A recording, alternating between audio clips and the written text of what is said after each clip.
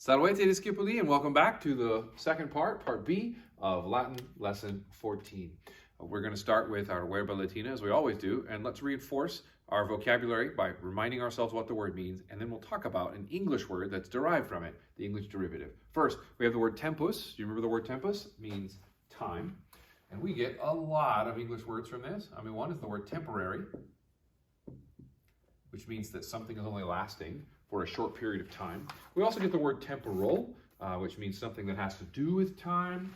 And we get this word, tempo, which means when you're learning music and you want to figure out, is this song played fast or is it played slow? Is it do, do, do, do, do, do, do, do, do, really slow, or is it really fast? Da da da da da da. What's the tempo? What's the time? Okay, next, annus. Remember, annus means year. So the English derivative that we get from that is this word, annual. Something that is annual happens every year. Annual, all right? We don't have any English derivatives that I'm going to mention for number 3, for mensis. But number 4, for hora. Hora, remember, means hour, and we actually get the English word hour directly from that. So you can, I know that's the word's definition, but in this case, it's also the derivative. Number 5, punctum. Remember, punctum is a minute, a small point in time. And somebody who is punctual is somebody who is always on time. It means, you might can think about it like this. You told them to get to work at 8 o'clock, at 8 a.m., and they are very punctual. They are always there the exact minute that they're supposed to be. They're not even a minute late. Punctual. All right, the right point of time. You also get words like punctiliar. Punctiliar means a small point, but let's just stick with punctual. All right, number 6, solarium. We get, of course, the word solar from that, dealing with the sun. Meridies. Do you remember that means noon? Well, we also get this word in English, the word meridian. If you ever look at a globe, you're going to see on the globe that there's lines. Some of those lines go up and down, and some of them go sideways or around and around.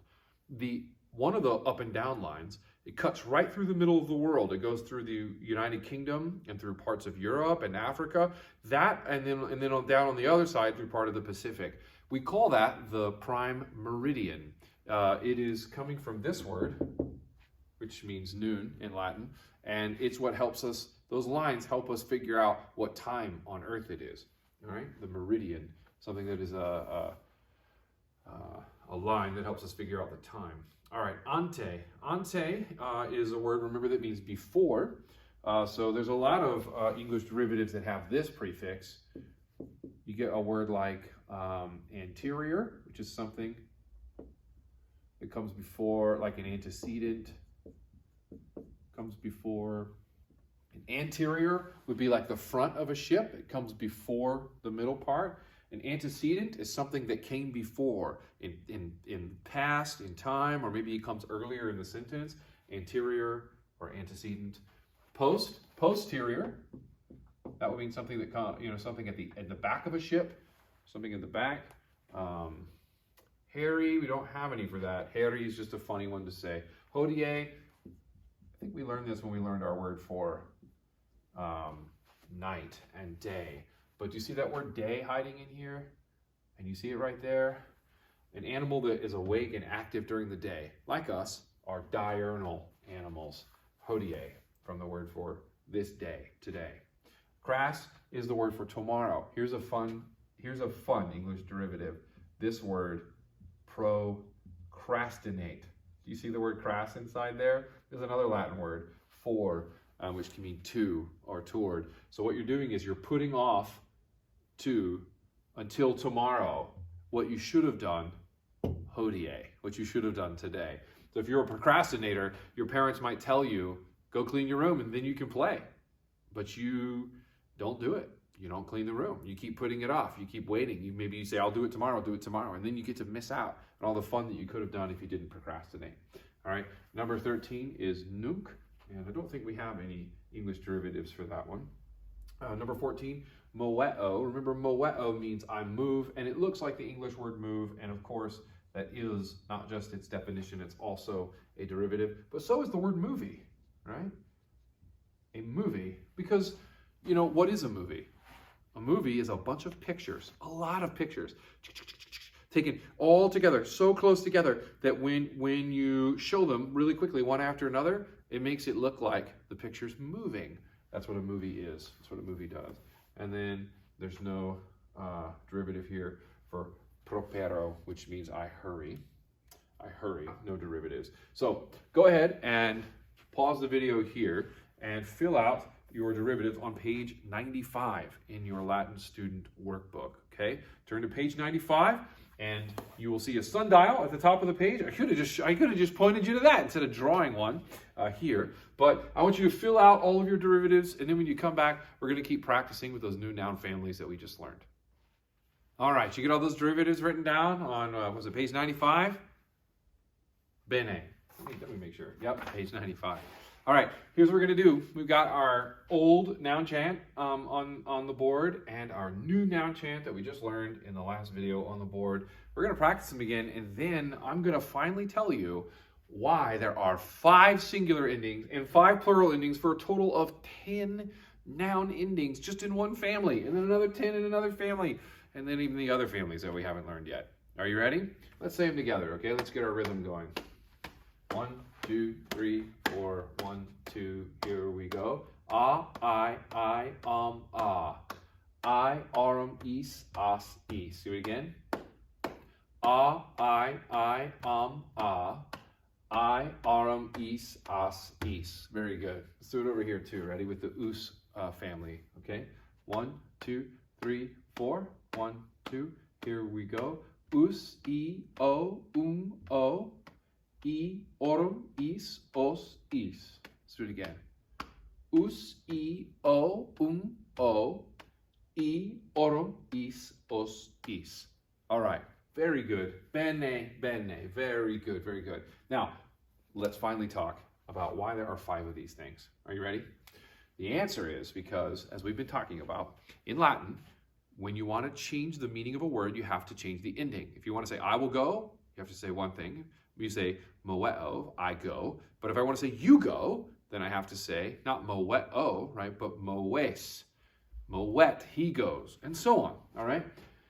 Same thing with the nouns. If I want to say he hit the ball, I have to say he, but if I want to say the ball hit him, I have to say him. Well, in Latin, if you want to change the ending of the noun, the person, the place, the thing, you have to change the ending of the noun.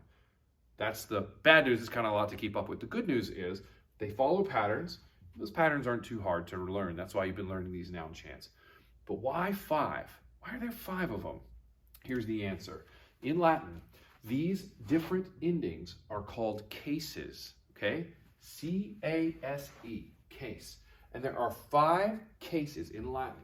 And you got to learn the names for them because we're going to talk about them sometimes, okay? The first is called the nominative case. Nominative case, all right? Nominative is a very fancy grammatical word, okay? But you can remember what it means because the Latin word nomen is the word name. Mihi nomen est, right? That means my name is, okay? Mi nomen est Magister Ponder, right? My name is Mr. Ponder, Mr. Ponder, the teacher, Teacher Ponder. Nominative names the subject. So if you saw a sentence that said, Puella moet, that would mean the girl moves. Not just she moves, but who's the she? Puella names the subject. That's the she who's doing the moving.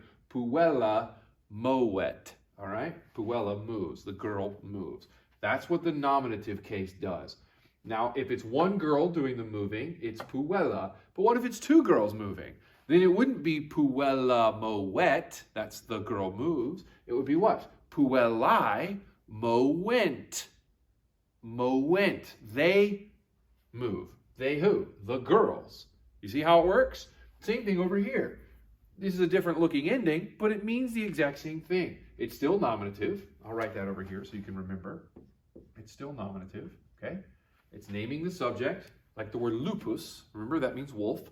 What if I wanted to say the wolf moves? Lupus moet. The wolf moves.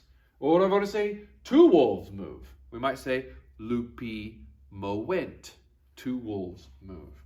Now, you might have this question. You say, wait a minute, how did you know that it was 2 wolves when you have another E here that looks the same, or another I here that looks the same? And that's not the nominative case. It's a different case, which we're going to talk about in just a second. Here's the answer. Sometimes it can be tricky to figure out. Every language on earth, Latin has this, English has this, German has this, French has this, Spanish has this. Every language on earth has something called ambiguity, which means sometimes things are not as clear and they might be a little bit confusing. And you know what? That's just a good reminder that humans aren't perfect and our language is not perfect either. That's the bad news. Here's the good news. The good news is most of the time when you are translating a sentence, you can figure out what case it is because the other one wouldn't make sense. All right? We'll learn more about that later, but let's go ahead and learn the name for the second case. Remember, the nominative case, nomen, name, names the subject. The second case is called the genitive. The genitive case. What is the genitive case? A genitive case is a case of source or possession, which just means it's like ownership. So if I wanted to say that the book belonged to the girl, you would say that's the girl's book in English, and you would put an apostrophe S on the end of girl. That's the girl's book. But in Latin, you wouldn't put an apostrophe S. You would put in the letters A and E for I. Puellae. Whose book is it? Puellae, the girl's book. Okay? Genitive. Same thing over here. Genitive. What if it's more than one girl who owns the book, or lots of girls who own lots of books? Then it would be puellarum, right? And so on. Okay. Nominative, genitive. The next one's called dative. Dative. The dative case, and we'll talk about what that's used for another time. But if you care, you're curious, you want to know, the only one we're going to focus on this week is the nominative, okay? I'm just telling you the names for them right now. But the dative case is used when you want to say something is to, or with, or for, or in, or by. The dative case is used for all that kind of stuff. Like if you went on a date, dative, to the movies, with your mom or your dad, for fun, that would be the dative case, right? To, with, for, stuff like that. The next one's the accusative case. Accusative, okay? The accusative case sounds like the word accuse, doesn't it? Like I accuse you of the crime. I say you're guilty. Well, that'll help you remember what it means. The accusative case is used when something receives the action. So the nominative would be he hit the ball, but the accusative would be the ball hit, here it comes, him. Accusative, see? Here's how I remember the accusative. I accuse you, Pikachu. It's like Pikachu is on trial for, for accidentally killing some other Pokemon with too strong of a lightning bolt, and he's in trouble. And so who's going to get blamed? Not me. Maybe not the trainer, because maybe the trainer told him to do something different. We gotta blame Pikachu, man. I accuse you, Pikachu. That's what the accusative case does. It tells you who receives the action. Last one is called the ablative. And the ablative is super tricky. So maybe we won't even talk about that one today. But the ablative kind of maybe deals with things like direction and location and that kind of thing, and relationship. We'll talk about that one another day. The only one you really need to focus on right now is the nominative case. Here's why. Are you ready? You get to translate your first Latin sentences with vocabulary words that we're going to put together, and you're going to get to see what they look like. In fact, that's going to be your homework this week. You're going to take what you've learned about these endings, the nominative case in particular, and you're going to look at your work on page 99. And first, you'll see a chart here that asks you to write out the nominative, genitive, dative, accusative, and ablative. And then down below, I want you to look down here. Down below, can you see that? You've got some sentences. Puella movit, ora volabit, Gallus properabat, and Gallia. Is that right? I'm upside down. Gallina movebit. Those sentences have a subject, nominative, right? And they have a verb. That's the action. And here's what you got to do. You got to remember what that Latin word means, like gallina or gallus, or hora, or puella. If you can't remember it, flip back to another lesson where you see it. And then, when you go to translate your sentence, here's what you got to do. You have to look at the case ending. Is it an a? Yes, puella. So it's the one that's doing the action. Okay? So don't you dare say, she moves the girl. Nope, it's not the accusative case. The girl's not getting moved. The girl is doing the moving. It's nominative case, right? It's a nominative ending, puella. So don't translate that first sentence, she moves the girl. You need to translate it as what? The girl, the puella, movet. The girl moves, all right? So I've already told you the first one. You just got 3 more that you need to practice. And then on the next page, you can practice our new Latin saying. And I didn't tell it to you earlier this week because it's a really short one and it's not going to be hard for you to learn, okay? Just 2 words from our new word tempus, which remember means time, and the Latin word fugit, which means flees or runs away or moves quickly, all right? Tempus, fugit. All right, let me make sure I got the macrons. No macrons, perfect. And in English, we say this means time flies. Sometimes my wife and I say tempus fugit when we look at pictures of our little boys who are not so little anymore. And we think, where did the time go? How did they grow up so fast? And one of us will say, because we're big nerds, we'll say, we'll push our glasses up like this. We'll wrap the tape around them and we'll say, tempus fugit. I'm just joking. We don't do the glasses part, but we probably do say tempus fugit because that's what it means. Time flies. Or I used to have a grandfather clock in my house growing up, and it said tempus fugit in the middle of the clock as a reminder that life is short. Time moves fast. That's why it's so important to know that you belong to Jesus and that he's got you no matter what. Okay, that's it for lesson 14. You have learned a lot so far. There's a ton for you to review. You definitely need to review it. Practice those noun endings. Don't freak out about what all those mean. You don't have to remember any of those except for the nominative right now. Remember, the nominative, the nomen, it names the subject. It tells you who is doing the action. So find the verb. Underline the ending, figure out what that verb means, and then look at the ending. And if it's a nominative ending, and I promise they all are, because that's the one we're practicing, then that's the person or the thing that's doing the action. So go ahead, translate that sentence, and you are well on your way to translating Latin like a pro. Not just an amateur, but a pro. All right? You're doing great. Keep up the good work. We'll see you next week. Until then, walete.